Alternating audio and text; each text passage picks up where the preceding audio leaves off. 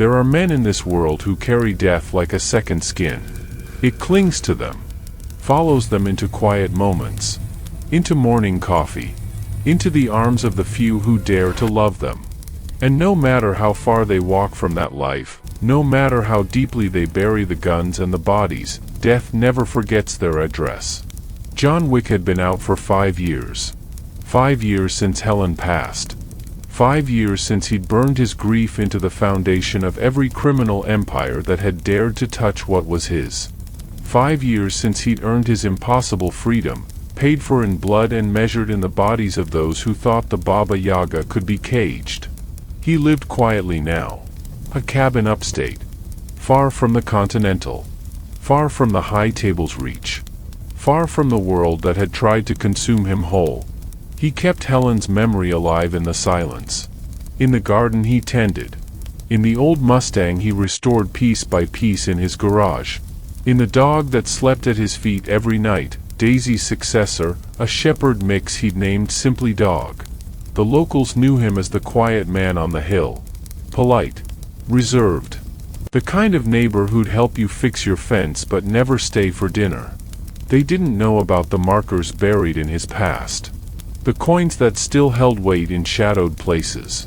The legend that whispered through underworld channels like a ghost story told to frighten children. But legends never truly die. They only sleep. It started with a visit.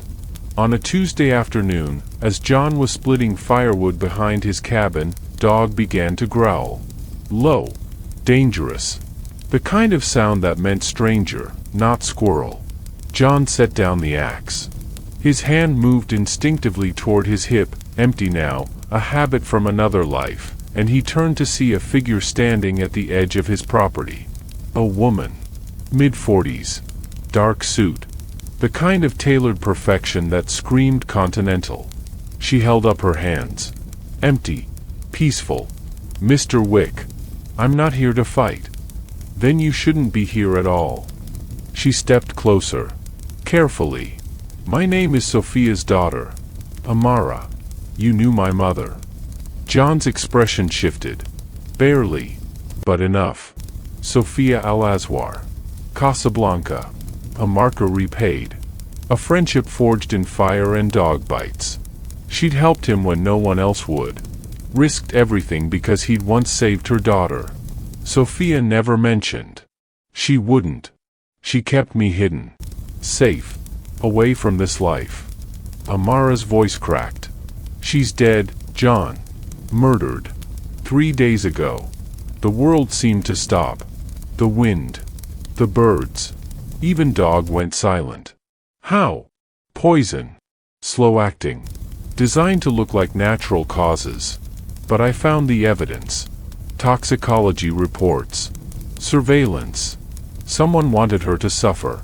Someone with a long memory. John's jaw tightened. Who? Amara pulled out a photograph. A man John recognized immediately. Older now. Gray at the temples. But unmistakable. Sergei Volkov.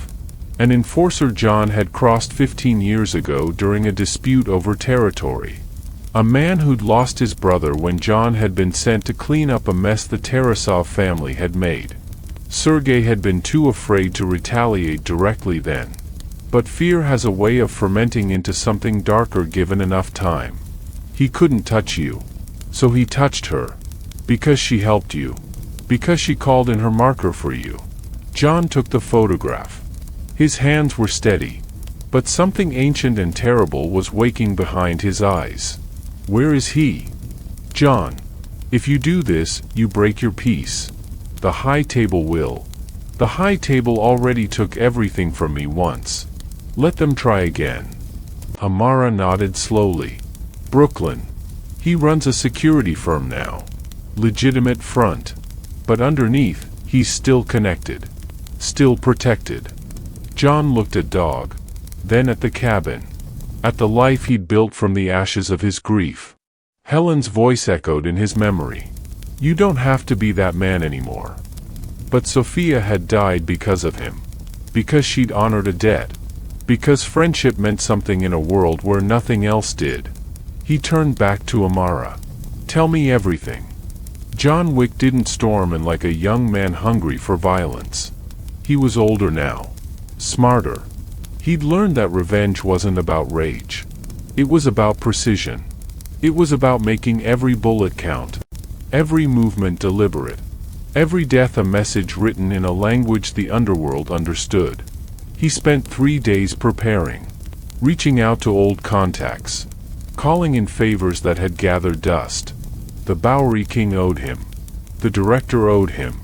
Even Winston, from his forced retirement, sent word through encrypted channels, "Be careful, Jonathan. The table's eyes are everywhere." John didn't care about careful anymore. Careful was for men with something to lose.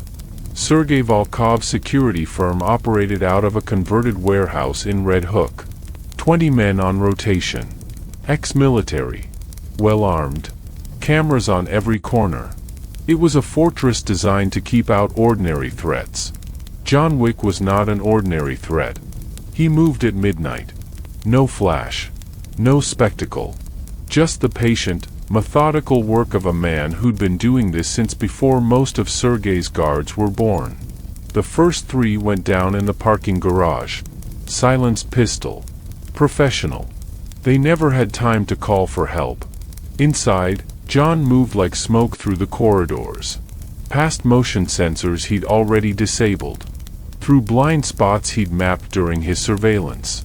This was what he did. What he'd always done. The architecture of death was his native language.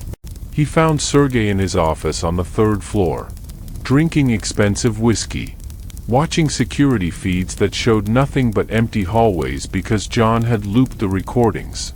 The door opened. Sergei looked up, and for the first time in 15 years, he saw the Baba Yaga standing in his doorway. The glass slipped from his hand. "John. This isn't, we had an understanding. I stayed away from you.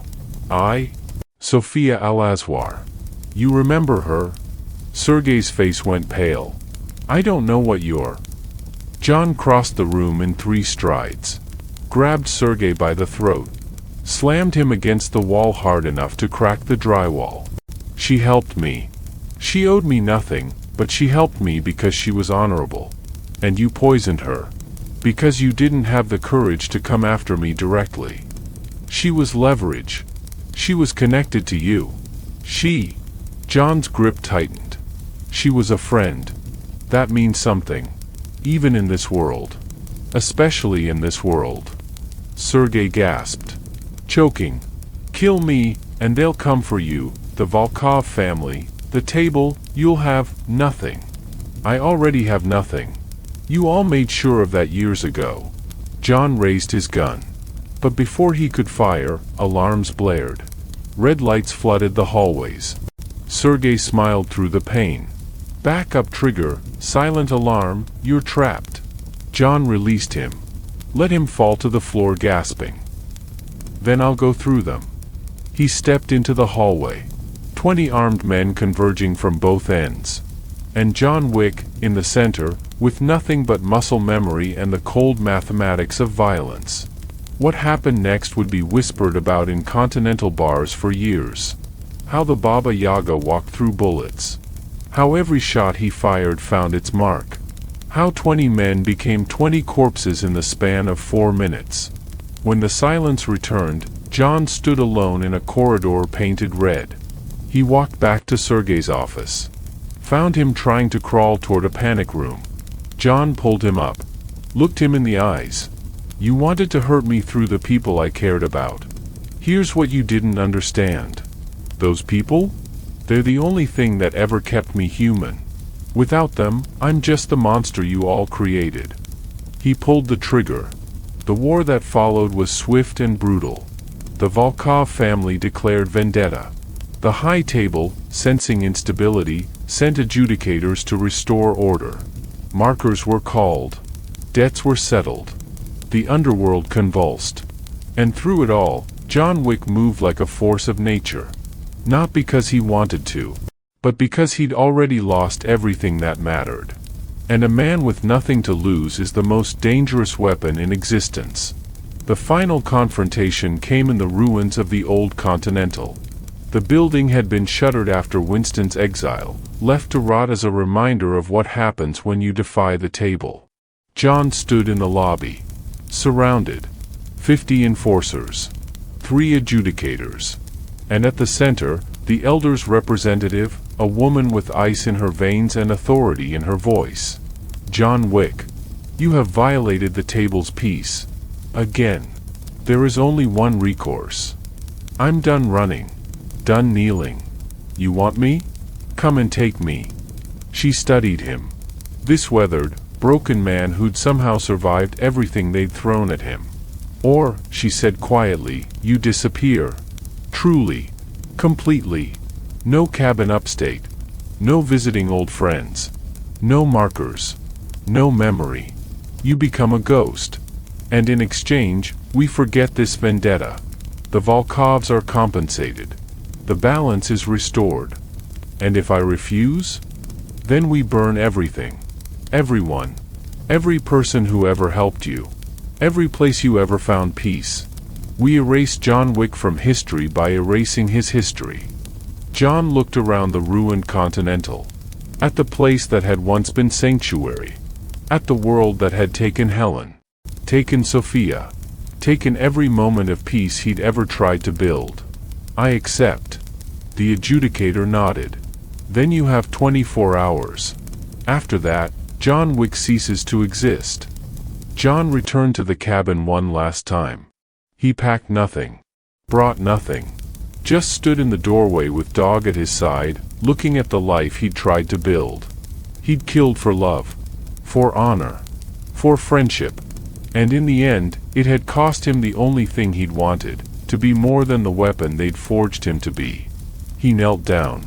Scratched Dog behind the ears. You're going to someone good.